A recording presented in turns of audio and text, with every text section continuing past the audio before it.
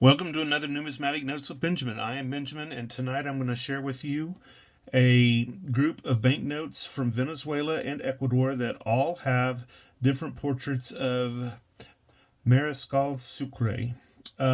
He appeared on the banknotes of Bolivia, Colombia, and I only have banknotes from Venezuela and Ecuador, convenient to show you tonight. But I'm looking forward to show you how the different companies that printed the notes had to have different portraits engraved in different sizes, and you can kind of tell that they're unique even though they're the same thing or inspired by the same painting.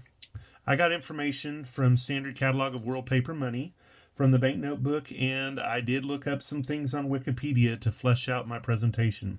Let's go ahead and get started. Antonio Jose de Sucre y Alcala, also known as the Grand Marshal of Ayacucho, was born on the 3rd of February in 1795. He was assassinated on June 4th in 1830, but in his short 35-year life, he accomplished more than most. He was a Venezuelan freedom fighter, a president of the country of Peru, and a president of Bolivia.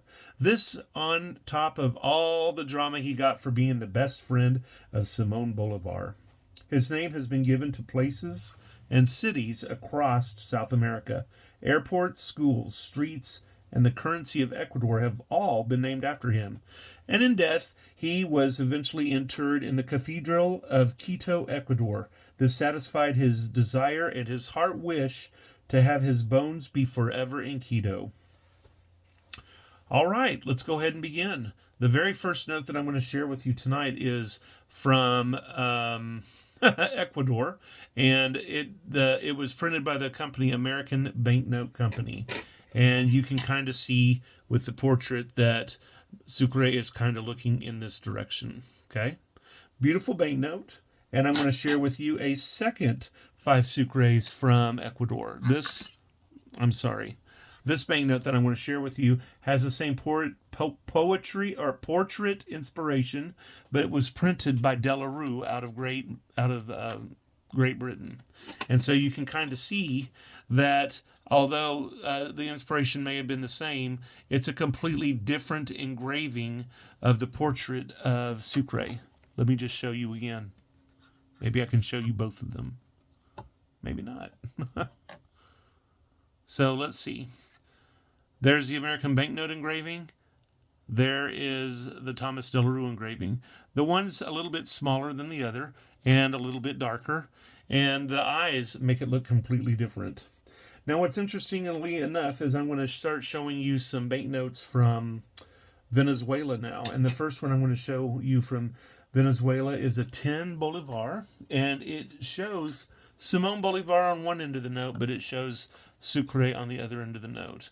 And again, you can see that the portrait is the same inspiration that we saw on the two notes of Ecuador. This one here is a third engraving. It's a different engraving than the previous two. And the imprinter on this is Thomas De La Rue. So if you compare this engraving with this engraving, even though they're the same companies, you can especially see in the eyes the differences in the engraving.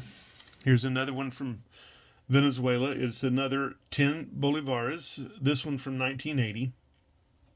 Portraits are much bigger, but you can see that the inspirational portrait is the same. The source is the same. In an earlier video, I had showed you how many different Simón Bolivar portraitures there were, because there were a lot of portraits of Simón Bolivar. There must not have been nearly as many of Sucre, because the inspirational portraits seem to be the same one. You can see, though, it's not a matter of just making the portrait bigger. They have to be hand engraved, or nowadays probably machine or computer engraved. But you can see this much larger portrait of one of their favorite sons in Venezuela, Antonio Jose de Sucre. Here's another Sucre on another 10 Bolivar banknote from a year later, and the imprinter on this one, there is no imprinter, so I can't begin to tell you which company made this note. There's probably information, but just take a look at it. It's probably not De La Rue. Can you see the difference in the two? We have a little bit more prominent engraving in the hair and the sideburns. And the eyes are looking a little bit out towards you rather than to the left, as you can see in the original portraiture. Here we go. A different inspiration on a different Bolivar of Venezuela. Source material looks to be a little different. What is recognizable are those fantastic sideburns, eyebrows, and hair. The eyes are, again, looking over to the left. Now I'm getting ready to show you what is probably the most handsome engraving of Sucre, although you may feel differently when you view it. This is from a vertical series of Bolivars from Venezuela. This is a 50 Bolivars. And in this one, instead of looking to the left like the majority of the notes, he's actually kind of looking just to the right of center. Right at you.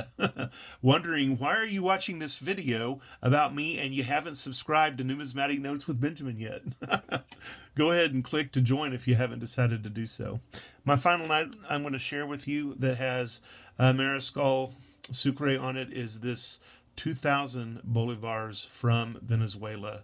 And in this final engraving, I have a hard time determining what the source material was. Again, we have Sucre on the right, looking off to the left. A fascinating man, a lot more details than I just was able to share with you in the brief time of this video. I certainly hope you enjoy my videos, and if you have enjoyment of them, please consider subscribing, liking, and clicking the button so that you're alerted whenever I upload a new video. I am Benjamin. This is Numismatic Notes with Benjamin. Have a jewel of a day.